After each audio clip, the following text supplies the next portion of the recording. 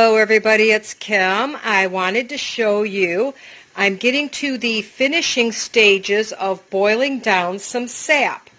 Now, you can see these two pans here is probably, this one holds a gallon, and I'd say I have another quart here.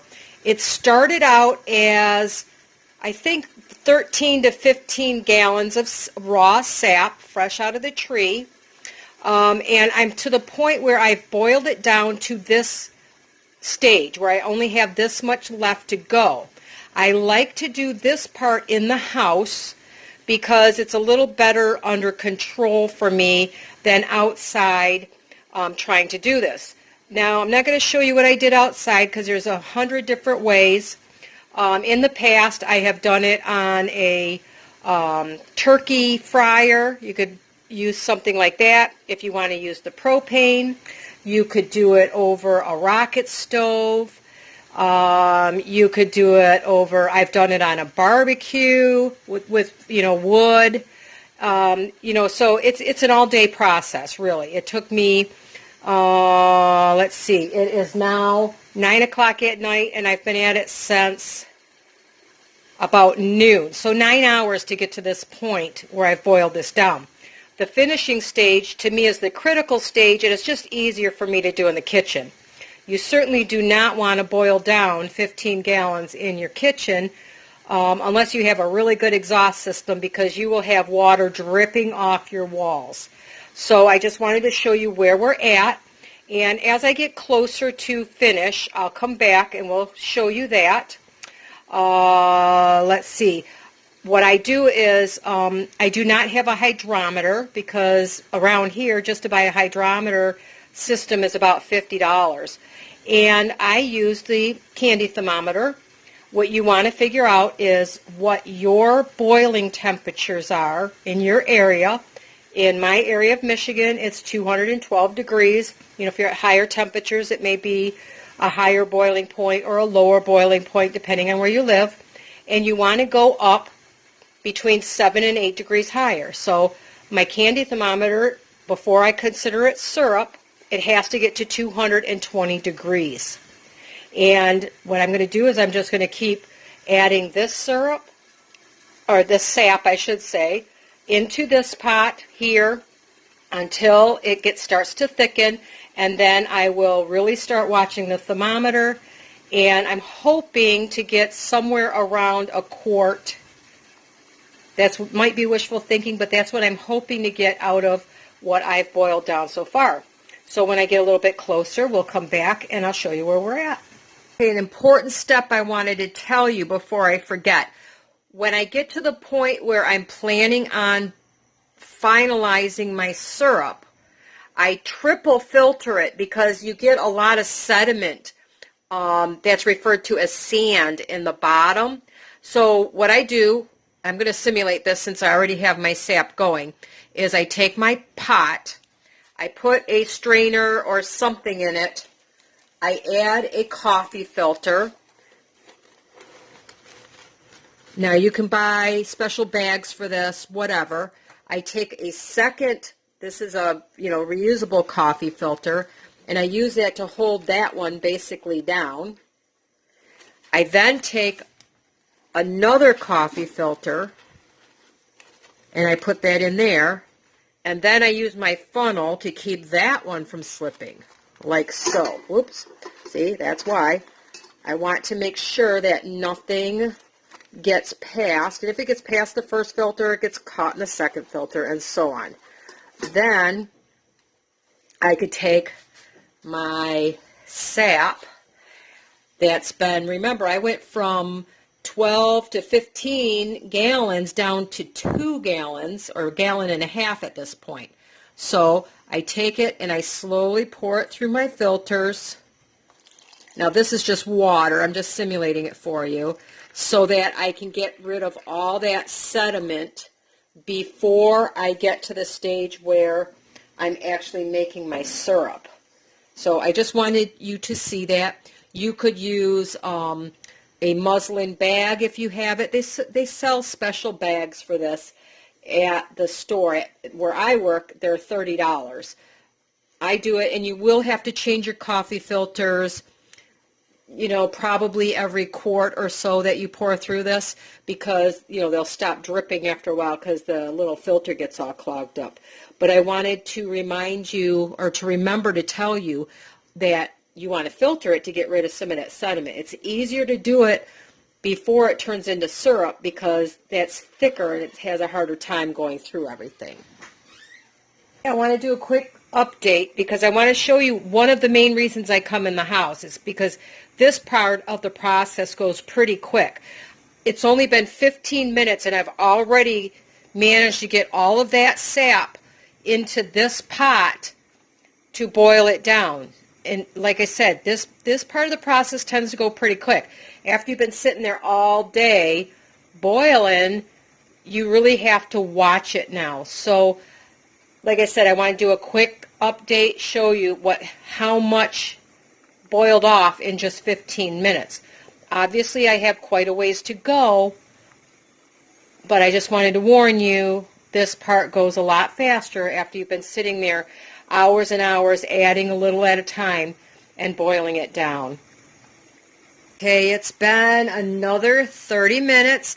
Look at that beautiful color we're starting to get.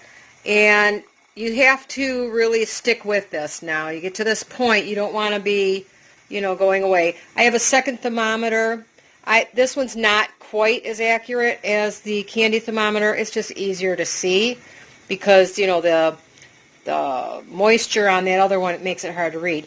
So I am up to, look at, I'm already, you could tell, what's that, about 216 degrees. So you know I'm getting there.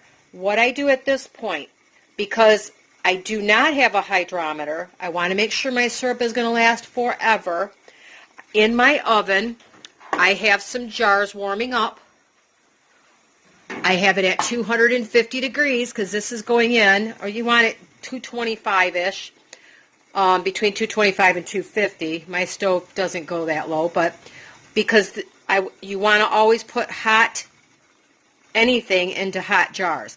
And I have the lids just at a simmer. I don't want to boil them. I just want to get the rubber a little bit soft, because what I'm going to do is I'm going to just put the syrup straight into my jars. I screw the lids on. I do not water bath. Please, this is how I do it. If you're worried about it, you can always water bath can them, but I've done this my way for years.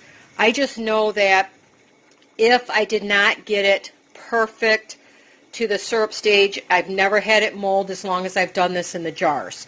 So, you know, it's going to go, like I said, you got to really watch it at this point. It could go from this to burnt in a short time, and you don't want to do that.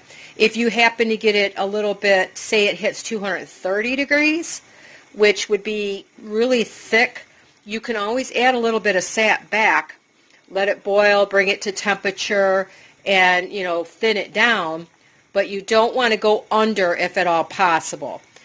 If err on the side of, okay, I'm going to go to 222 degrees versus 218 degrees, and it might be just a little bit too much water and it could mold. This is how I do it. It works for me, and I'm just showing you, you know, I can't afford to go out and spend $50 on a hydrometer. So I just want to show you how I do it. And if you feel comfortable doing the same, go ahead and do the same. So we'll come back when we get almost there. Everybody, it's been about 45 minutes or so since my last update. You can see how much it has evaporated off the water. It's still only about 215, 216 degrees, and it's going to hold there for quite a while. But what I like to do when it gets to this point, it just makes it a little easier for me to keep the thermometer properly submerged. I'm going to start transferring it into a little bit smaller pan. It's just the way I like to work. You'll find your methods. And then I can watch that boil down, because I don't see it reducing much at this point. You could see it. Remember, it was all the way to the top, and it's gone down about halfway. So I'm going to start transferring over to the other pot, and I'll show you what that looks like here in a minute. Okay, here we go. So this is a 2-quart pot. Remember, I'm expecting to get about a quart out of this. So now I know where I'm at. My ladle that I have holds 1 cup or 8 ounces, and I have 10 cups in here right now. I'm going to expect to get, like 4 to 5 out of this. So you can see I still have a ways to go to reduce this, and it's just easier for me to see where I'm at in a smaller pot. So that's how I do it. Now to let this boil, if it gets too high, I'm going to have to turn it down a little bit, but I'm going to have to turn that down just a little bit till it gets reduced a bit. Definitely don't want that bubbling over on my stove. So we'll come back and we'll look again. This part, it can go fast, it can go slow. You just never know. Once again, keep an eye on it. You definitely don't want this to overflow, and you don't want it to burn at this stage. So be patient, everybody. It's well worth it. All right, you guys, look at this beautiful, beautiful syrup I have here. Now, remember, I put mine in jars because, especially today, I did something stupid, and I dropped my thermometer inside the syrup, and I can't see it very well. So, because I am not 100% positive, I made it exactly to 220 degrees. I am going to make sure I can it. I do not water bath mine, remember. I just put it in my jars. I'm going to fill up my jars.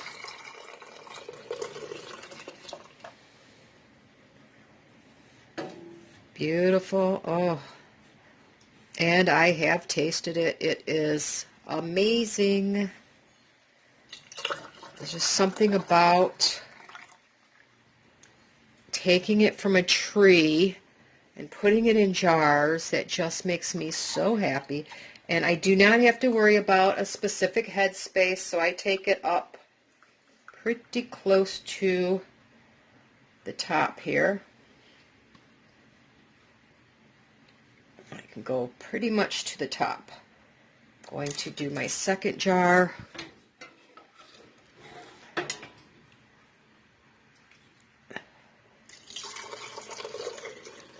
Now, I don't know if I told you, this was only the beginning. I still have 25 or 30 gallons of sap left to do. So this isn't all of it. This is just as far as I got because the weather turned really bad here and I had to stop what I was doing. So those two are ready. I'm going to take a paper towel, and I'm not worried about, you can use vinegar if you want. There's nothing greasy on here, obviously. So I'm just going to wipe, make sure I didn't get any of the syrup on the edge. My jars are hot. They came out of a hot oven, remember. And I warmed up my lids just enough to get the rubber slightly warmed. And as you would, you know, canning something, you're just going to put your lids on. Believe me, this is above what a water bath would be because it's 220 degrees. I'm not worried about if I, oh, yep, one man down. I'm going to put this here, and believe me, it will can it. What my grandma did was she would take, after a couple minutes, and invert them for like 2 or 3 minutes to get that lid super hot.